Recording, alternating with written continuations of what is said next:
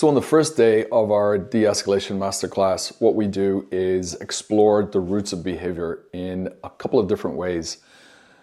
Of course, we need a map or a framework. So what we do is immediately start to look at what are the phases of crisis behavior and how is it that somebody could be coping with life and doing really well in one moment, and then after some triggering event be deep in crisis and falling into a post-crisis support sort of phase after that. So there's a wave of activity that can sometimes come around a de-escalation moment. And that's really important for the staff to have terminology and a shared understanding of those things so that we can move forward in understanding and then dealing with some of those behaviors in a professional way as a team.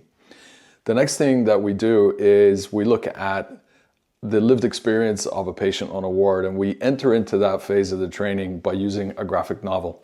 It's a really innovative new way that we've found to start the discussion about looking at care from different perspectives. So when we're thinking about the staff, when we can see what the staff are doing from an external point of view, that's really interesting.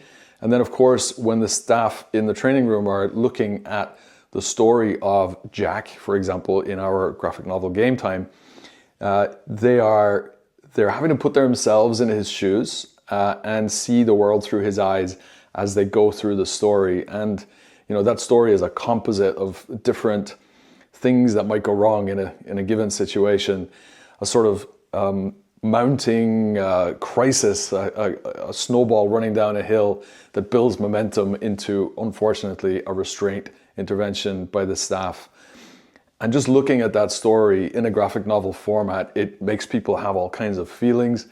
It engenders a sort of empathy, and that's the key thing that we want people to have. So that's part of day one. Following that, we'll bring in some other lived experience. So we have a fantastic colleague that we've worked with who's allowed us to share some recordings of his stories of being in care, of interacting with different kinds of staff in different circumstances, and very clearly articulating what the triggering incidents were, what the behaviors were that maybe started a negative moment for him, and some of the frustrations that he had about how he was cared for, what the environment and the culture of a given ward or care service meant to him.